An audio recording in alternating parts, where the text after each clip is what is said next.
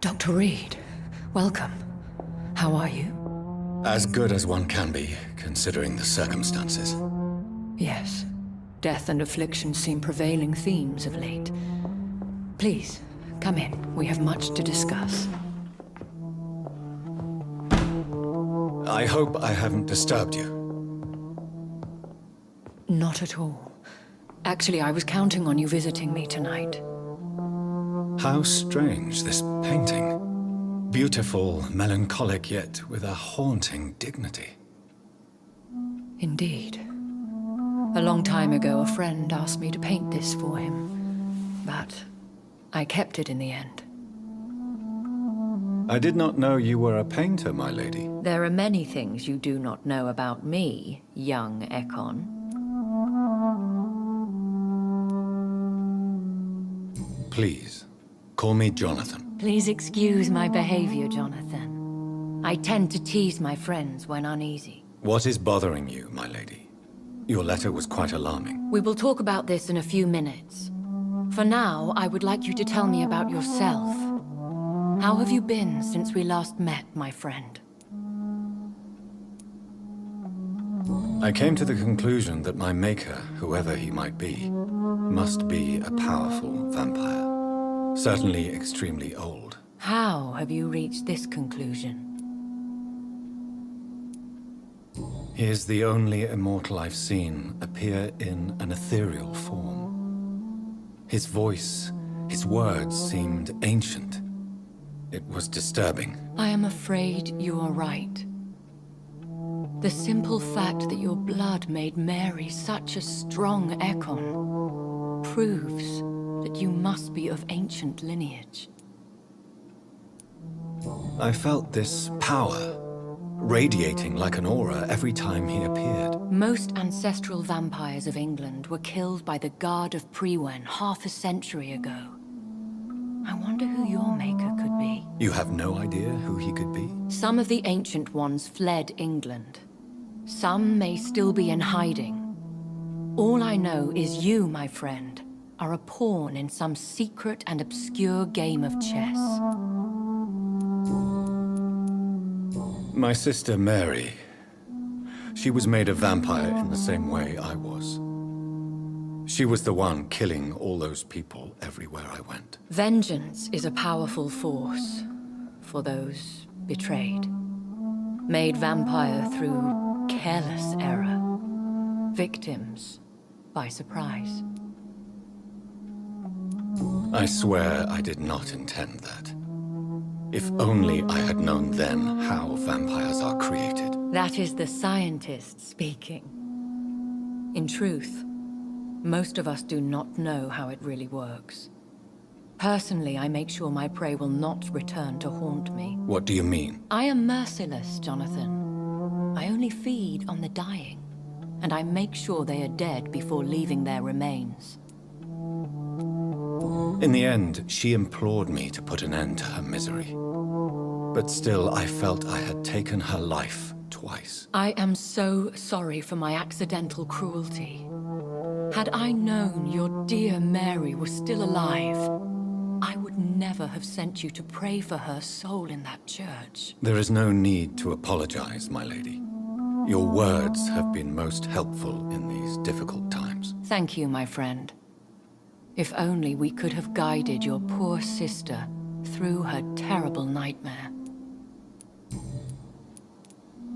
I think I should ask the questions, your ladyship. After all, it was you who invited me to settle this most urgent of matters. Fair enough, Jonathan. The situation is critical. We do not have the luxury for etiquette. Please do not misunderstand me. I would be delighted to discuss mundane matters and idle trivialities. If we survive the dark nights to come, we shall have all the time in the world to speak, you and I. For now, please follow me, Jonathan. I must say, your house is exquisite. One of the advantages of living forever is having the time to be selective with one's furnishings.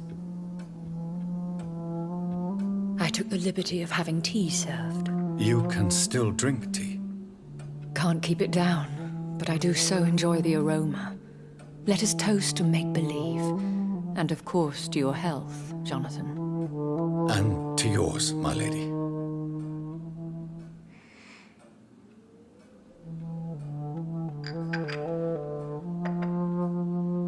Please, call me Elisabeth.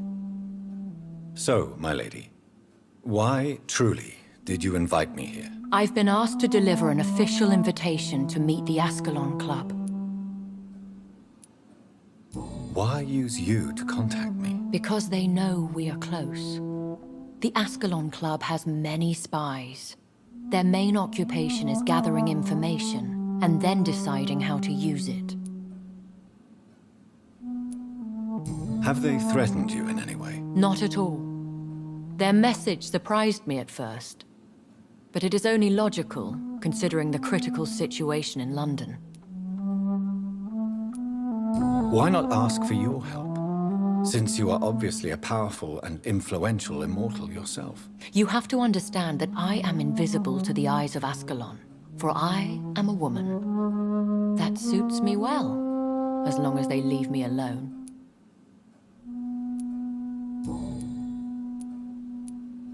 Who are they? Really? They are the embodiment of vampire law in Britain. Some say they influence the destiny of the Empire. Some believe they merely protect it.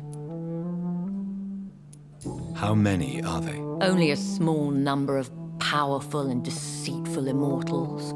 All of them entangled in a sticky web of shadow cabinets, influencing trade. Will they fight the guard of Priwen? I doubt it. Fergal was Lord Redgrave's executioner forever and a day. By defeating that beast, you deprived them of a powerful weapon.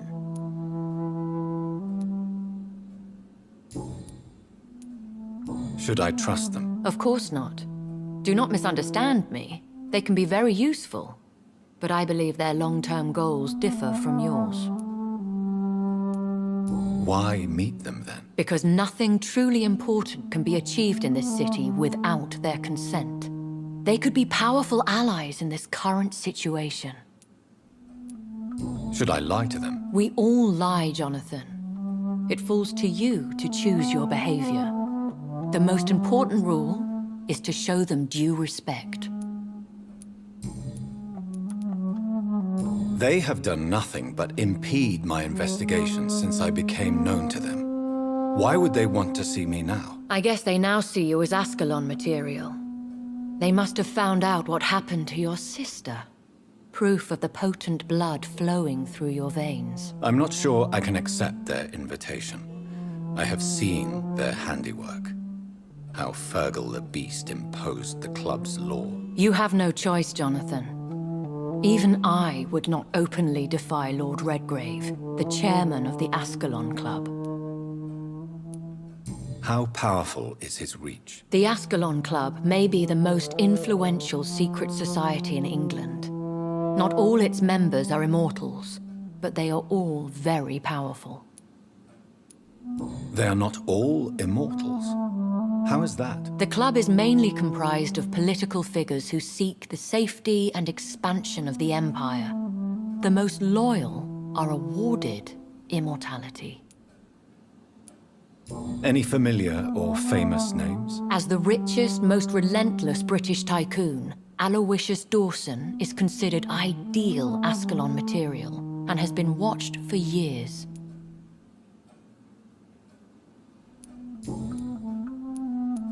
What can you tell me about Lord Redgrave? Who is he? Lord Redgrave is the founder and chairman of the Ascalon Club. Most mortals know him as the Earl of Bristol. He is rich and extremely influential. Have you met him? Only on rare occasions, for he never goes outside the club. And women are not awarded membership, even immortals.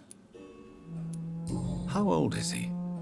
How long has he been a vampire? Lord Redgrave claims to be the progeny of William Marshall, the most valiant knight who ever lived. If that is true, he could be very old. If you are convinced I must meet him, I will heed your advice. Thank you, Jonathan. I understand your reluctance to brush shoulders with London's vampire elite. But we have no choice. Is the situation that critical? Yes. The Guard of Prewen has called for a second great hunt of our kind. And they will stop at nothing to eliminate us. What is a great hunt? The first great hunt was launched about 75 years ago. In just a few nights, the Guard of Prewen located and destroyed most of the old British vampires. Why start a second one? Prewen has always seen us immortals as a threat to mankind. My guess is they suspect one or more of us is the cause of the epidemic.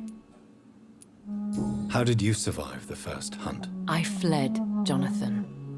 Like most vampires who survived that slaughter. And I secretly came back when I was sure they had lost my trail. Will the Guard of Prewen and the Ascalon Club fight each other? I doubt it. If Prewen really launched a great hunt, I think most of the Ekons I know would flee the country to escape the bloodbath. I think I saw them kill an Ekon on the way to your house. They seem to have a list with names. To launch another great hunt, they must have collected intelligence on vampire identities and whereabouts. They are a resourceful lot. Should we fight back? I will not be hunted down like an animal again. I admire your courage, Jonathan. But the best way to fight them is to put an end to the epidemic. This is the only way to clear the air. You should flee then. Leave London, the country even. I have seen the Guard in action. They are merciless. Your concern warms my heart, Jonathan. But fear not. If the situation gets too dangerous, I shall retreat to my secret Scottish manor. I could hide you in my luggage, if you wish. Thank you for the offer. I shall keep it in mind, but I have much to do here. There is a question I must ask you. Could Lord Redgrave be my maker? I doubt it. If Lord Redgrave had made you his progeny, he would not have seemed so surprised when you demonstrated the strength of your lineage. Will I ever discover the identity of my maker? Maybe not, Jonathan. We know for sure you were made by a powerful vampire, but most of those fled England long ago. Please forgive my bluntness, but I have to ask. Was it you? Did you make me? Oh, Jonathan. I know you shall always have a gnawing doubt about who made you an immortal, but I swear, I had nothing to do with it. You have no idea at all? You seem to know so many things about the secrets of the vampire underworld. Even if I had my suspicions, I would not dare give you a name so soon. All I can say is this. I will make inquiries and keep you informed. What is the plan? The plan is we both try to save this city, you and I. Go to Ascalon, accept their proposition, and use their influence to promote your agenda. How can I save London? The epidemic is the priority.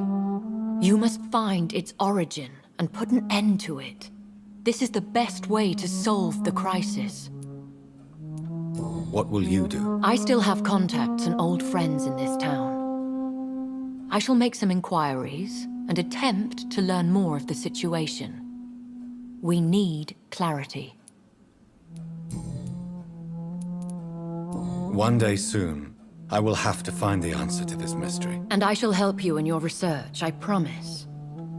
For now, you must go to the Ascalon Club and play their game. Will I see you again at the Pembroke Hospital? No, you will find me here if you need me.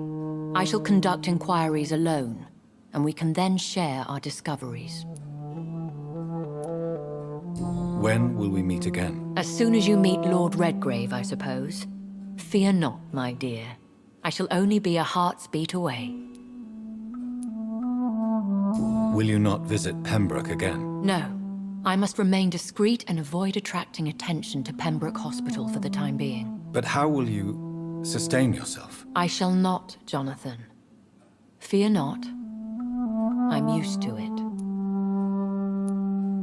I want to thank you for all your support and your help, my lady. Could you do me a last great favor and call me Elisabeth? I should be honored, my lady. Then it is settled. Finally, some good news in these dark hours. Thank you. I appreciate the advice. I had best prepare myself to meet this Lord Redgrave now. How thrilling to meet the Earl of Bristol in the flesh, so to speak. Something tells me you're not very keen on the man. Don't get me wrong. The gentlemen of the Ascalon Club are honorable, but their attitude and opinions are somewhat antiquated. I see. As long as they deny access to female applicants, I will leave them to their antediluvian considerations as to the natural order of things. Jonathan, promise me you'll be careful. Of course. But why the fear in your voice? Look at me, Jonathan. I am. I mean, really look at me, young Ekon.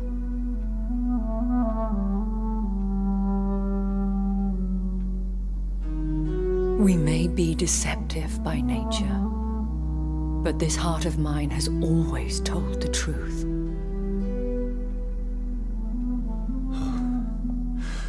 Elisabeth.